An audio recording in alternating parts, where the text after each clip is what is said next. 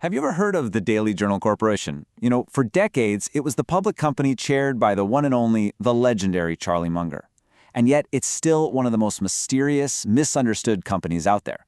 It's part sleepy newspaper publisher, part cutting-edge government software provider, and part Munger's personal investment fund. So let's peel back the layers and see what's really going on here. So why all the mystery? Well, get this. It's completely on purpose.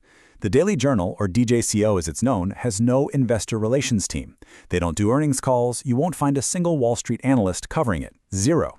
They basically operate in the shadows, which, is exactly what makes it such a juicy puzzle for a true value investor. Most people have no idea this thing even exists. And this quote? This is pure Munger. It just perfectly sums up the whole company's attitude. He knew that most people would just glance at the financials, get confused, and completely miss the point. What he's really saying is, hey, the real value here is hidden, and we're not going to make it easy for you. It's almost a challenge. And today, we're going to take him up on that challenge. Right, so to really get the Daily Journal, you've got to mentally split it into pieces. On the surface, it looks like a total contradiction. But once you dig in, you see it's actually a pretty clever setup. It really is a tale of two totally different businesses. Oh, and then there's this third piece, a real wild card, that we'll get to in just a moment. So on one hand, you've got the old school publishing business, legal newspapers. It's an industry that's slowly fading, for sure, but they've managed it really well, so it still spits out a nice little stream of cash.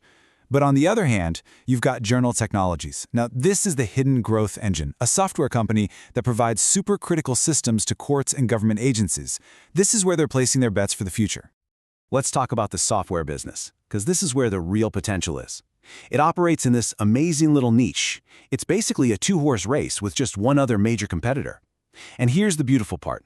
Once a court system installs their software, the cost and hassle to switch to something else is just enormous. It creates this powerful competitive moat. And you can see its strength right in the numbers. That sweet recurring license revenue grew by a very healthy 20% in fiscal 2024. That's the holy grail right there. Okay, so we've got the newspaper business, which is kind of fading, but brings in cash. And we've got the growing software business. But this third piece of the puzzle, this is where the story gets really interesting. This is the part that everyone misses if they just glance at the company's financials. We're talking about a massive, hidden treasure chest. And what is that treasure chest? It's a huge portfolio of stocks, a direct legacy of Charlie Munger's genius. As of the end of fiscal 2024, the company was sitting on nearly $359 million in stocks. Now, this isn't an investment fund, but having that pile of assets gives it incredible financial strength. It means they can fund the growth of the software business themselves without ever having to ask Wall Street for a penny. And this chart right here, this is the real aha moment. Just look at this breakdown. In our base case, that stock portfolio alone makes up more than half of the company's entire value. The software business is pretty much the other half, and the old newspaper business, it's just a tiny little 1% sliver. So here's the kicker. The stocks it owns provide this huge built-in margin of safety for the whole company.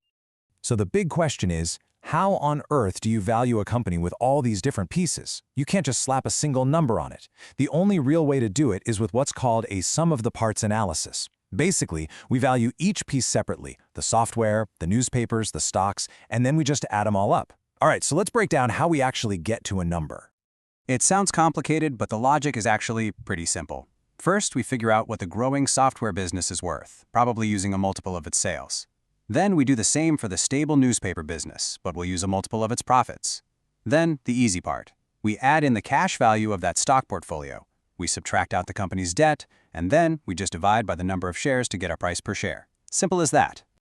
And here's where the rubber meets the road. We've mapped out 3 different scenarios. In our pessimistic bear case, if things go a bit wrong, we still get a value of around $399 a share. Our base case, which is our most likely scenario, gets us to $478. And in a really optimistic bull case, where they knock it out of the park, the value could be well over $500 a share.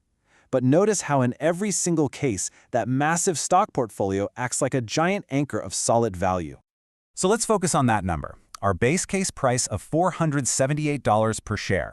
When this analysis was done, the stock was trading for a lot less than that, which suggests there could be a pretty big gap between the price and the real value.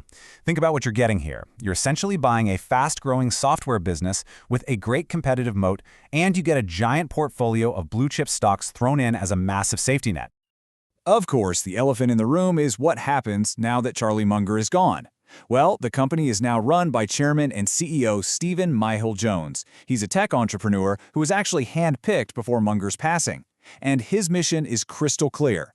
Pour the resources into Journal Technologies to grab that market opportunity and build a truly world-class software company that will last. Okay, but it can't all be sunshine and roses, right? No investment is a sure thing. So let's be real, we have to look at both sides.